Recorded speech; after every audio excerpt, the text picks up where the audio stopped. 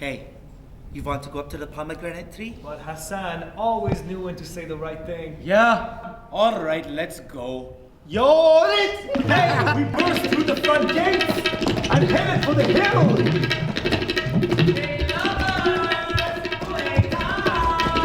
This time, Asya brought his friends, Wali and Kamon. Have you heard the news, boys? The king is gone. Good riddance, I say. Long live the president. My father knows the president. Did you know that, Amir? So does my father. So does my father. Well, he ate dinner at my house. How do you like that, Amir? Oh, you know what I'm going to do next time he comes over? I am going to have a little chat with him. Man to man. Tell him what your Hazara here already knows. That Afghanistan is the land of Pashtuns. Always has been, always will be. We are the true Afghans, the pure Afghans, not this flat nose here. These people homeland. They get your blood. Afghanistan for Pashtuns. I am going to ask the president to get rid of all the dirty Hazaras. Just let us go. We're not bothering you. Oh, you're bothering me, all right? You bother me very much. In fact, you bother me more than this Hazara. How can you talk to him, play with him, call him your friend? He's not my friend. He's my servant. Oh yeah, but you're the problem here, Amir. If idiots like you and your father didn't take these people in, we'd be rid of them by now. You're a disgrace to Afghanistan, and I think it's time I teach you a lesson. Leave us alone, Agha. Put it down, you motherless Hazara. Leave us be, Agha.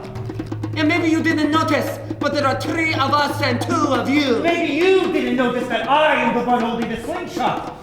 If you make a move, they'll have to change your nickname from Asif the Irritator to Find Eye Asif.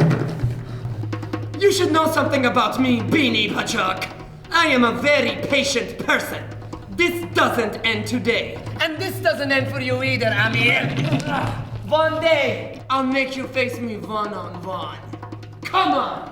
Your Hazara make a big mistake today, Amir. A really big mistake? Hey! The Kite Runner is about one man's search for redemption. He, as a young man growing up in Afghanistan, commits an act of betrayal against his best friend, Hazara, which is the underclassed tribe in Afghanistan. And he's part of the Pashtuns. And so he does this act of betrayal, and it haunts him for the rest of his life. And so for the rest of his life, he's seeking to redeem himself for that act of cowardice. You'd basically take away that it's a beautiful country, a beautiful culture, because you see it at first in the 70s. You see what happened before what we see now. You see a cosmopolitan society, you see a very kind of European society, but then you also see the seeds of how it started, of how it all began. Mm-hmm. The racial divisions, the political divisions. Mm-hmm. So you kind of get all of Afghanistan. You know, you get a kind of beautiful history lesson as well too. It kind of depends on who's watching too. I mean, for the high school audiences, a lot of them identify with the bullying situation. Right. Which is where you come in there. And then, I mean, racism, father-son relationships, you can get sort of like a more sweeping historical view of the whole thing. Yeah. Or you can get a very personal, family-based view too.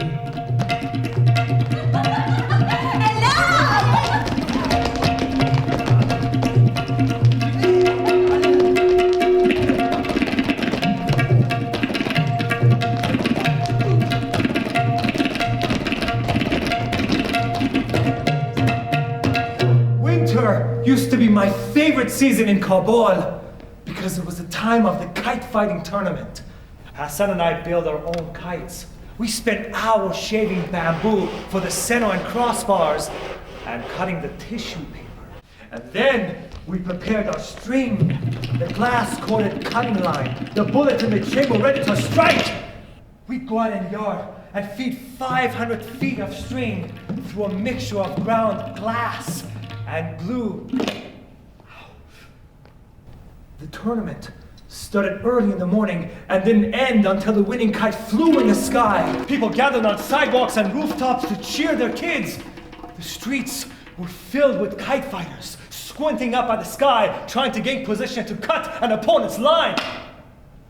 And the lucky kite fighters had an assistant, in my case Hassan, who held the spool and fed the line. But the real fun began when a kite was cut. In the 70s, even now, I mean, in the Afghan culture, flying kites has been one of the biggest sort of, you know, it's part of their life. It's not just a hobby, but it's also part of their life. And it wasn't just flying the kite, it was cutting somebody else's kite. That was more important. You know, you don't just go out and fly somebody's kite. And having tournaments in the 70s was huge. And when the Taliban came, they banned kite flying. And, you know, basically the whole, and what's great about our production is you see the big change between the first act, which takes place in the old Afghanistan, and the second act when we go back to Afghanistan is the Afghanistan that we know, the Taliban and, you know, women wearing the burqa and the turbans. And so I think everybody will relate to that again as well. I think what we wanted to achieve with the stage production is to really deepen the audience's experience of the visceral, especially the visceral live experience of what's possible on stage and how we translate that story. And so really we're not trying to outdo the book, we're in fact trying to deepen an experience that already exists.